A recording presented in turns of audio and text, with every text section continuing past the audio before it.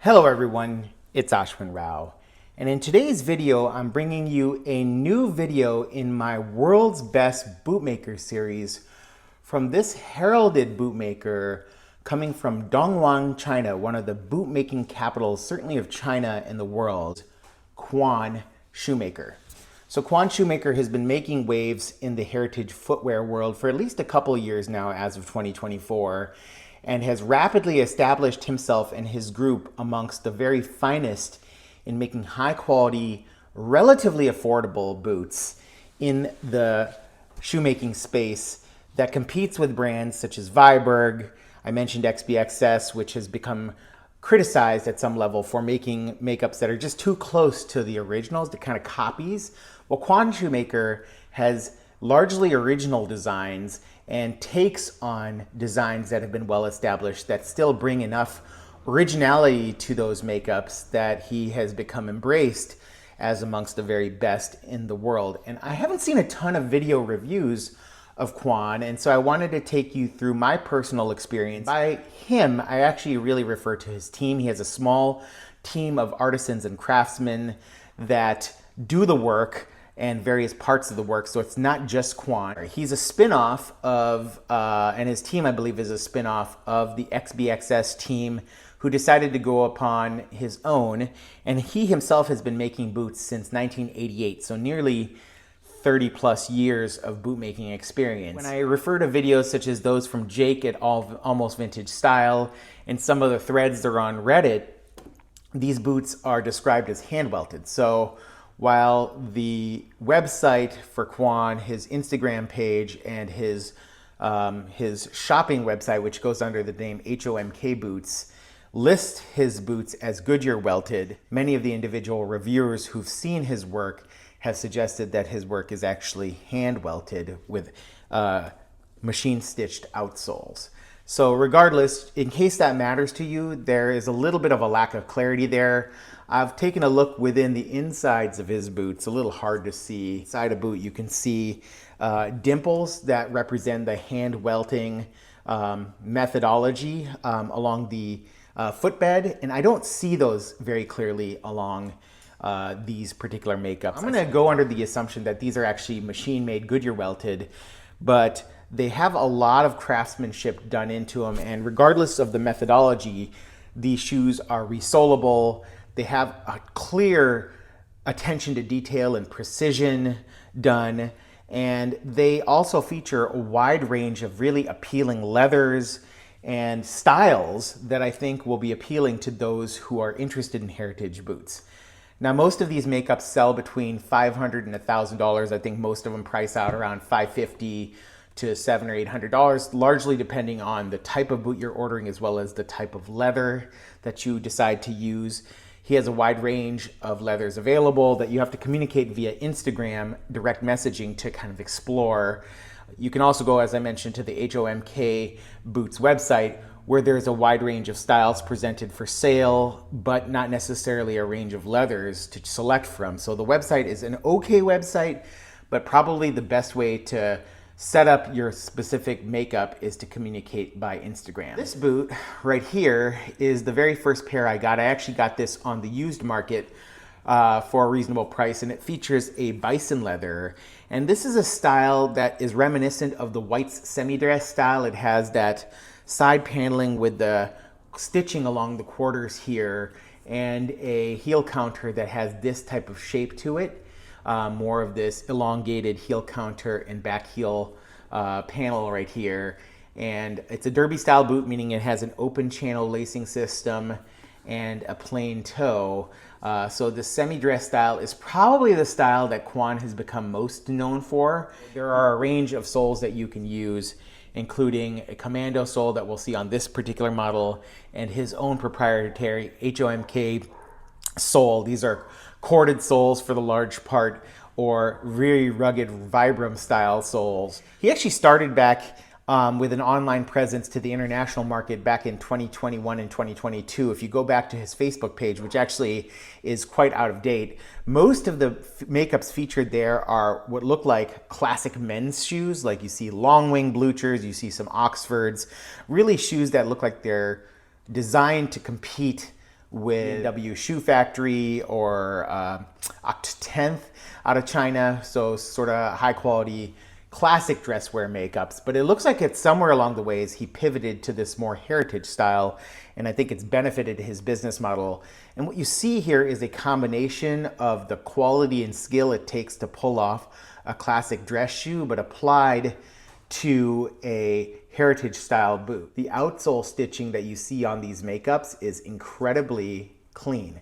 Very clean double row stitching done. This is a double row Goodyear welting stitch where you see both rows here on the outside. You can see how clean the work done is both on the outsole from above as well as from below. Reasonably high stitch density and very clean work done. Almost nary a stitch is out of place here. Everything is done with a great deal of precision and cleanliness. I can't fully say what is placed into the shoes in terms of the material. I haven't cut any of these shoes in half. I'm not a rose anvil. These boots are certainly lighter than say a Flame Panda, so maybe lighter weight, full grain midsoles and insoles used here. I'm not sure what he uses for his fillers, if they're cork or like Iron Boots uses a wool material, which results in a lighter boot. They are probably closer in weight to what you would expect from, say, Viberg. So just keep that in mind, that you're not going to get that extremely overbuilt feel. While they are certainly ruggedly built and likely built to last forever, if you take them on the workplace, they don't have steel toes, things like that that you might need, but they are very well built and probably could pull it off just fine. George boot, which is kind of a modified chukka boot with a taller shaft. The George boot is made by a number of brands, and it has, in this case, a squared toe here. You can see this squared off toe, and uses a Merriam TPR horse butt leather. So the TPR leathers receive a thermoplastic resin coating that, at least for a period of time, will resemble the makeups of Shell Cordovan. Elevated, clean lasts. You see really nice work. These are not blind waists, but very well brought in. You can see the stitching along the edge here. Again, here with this George boot, you see very clean outsole stitching, clean designs, straight back heel counter here, and really nice tapered heel block. These are full grain heel stacks here, full grain leather heel stacks. Lined eyelets. They don't have a reinforced metal on the inside to protect those eyelets, so that might be something I eventually take these shoes to a cobbler for, to either do that to protect this leather long term. Clean, reasonably high stitch density, though certainly could be higher on this pair. I feel like on their double row construction shoes, they offer a higher quality, higher degree of stitch density, as you can see here, much more detail there. But regardless, both very high quality shoes. I love the elegance, the style, the proportions of these shoes, how well they're designed and clicked. I found that the clicking is really nice. You see none of these pairs, which I've worn, have really any creasing at all. So the stiffness of the soles plus the way that these leathers are clicked reveals that you can have a shoe that doesn't crease abnormally. A pair that I just received recently and featured on my channel in a Horween black waxed flesh. Here we see that double row stitch down construction with the upper leather cut right here and then flipped, I believe. So the rest of the welt has this light brown appearance, and look how clean that joint is between the tan and the black aspects of that welt. Really, really impressively done. I don't know if that I've ever seen better. The stitching done on the outsoles here, 360-degree stitching with a double row 180-degree stitch for the front of the shoe, a natural edge dressing. This one has a more standard block heel and this alternation between the midsole here and the commando sole. When you look at the outsole stitching here, you see that it is mildly recessed, so as this boot wears, you're going to preserve the stitching. It's not just going to wear out with traction and wear. So I like that about this as well. Really clean work done. This last, I believe, is very similar to this last. They look like they're pretty much the same shape, a rounded last.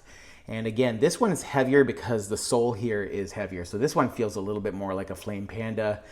Really nice. And also the waxed flesh leathers tend to be a little bit heavier because they are heavily waxed. The pinking done along the edges here, everything is done with such clean precision. You see the shape of the heel is really kind of bulbous, kind of attractive in that way, has this really organic look to it. It's not very manufactured feeling. These are some of the most comfortable, easy to wear shoes that I've worn. They have very little to no foot fatigue when you wear these. They don't have a ton of arch support, but maybe just a smidge built in, so you can decide how you feel about that, but they are very comfortable. Their sizing is based on US sizing, although I usually am a Brannock 10 and I size down a half because these are broader last, and I went with a 9.5 D or E width, I believe.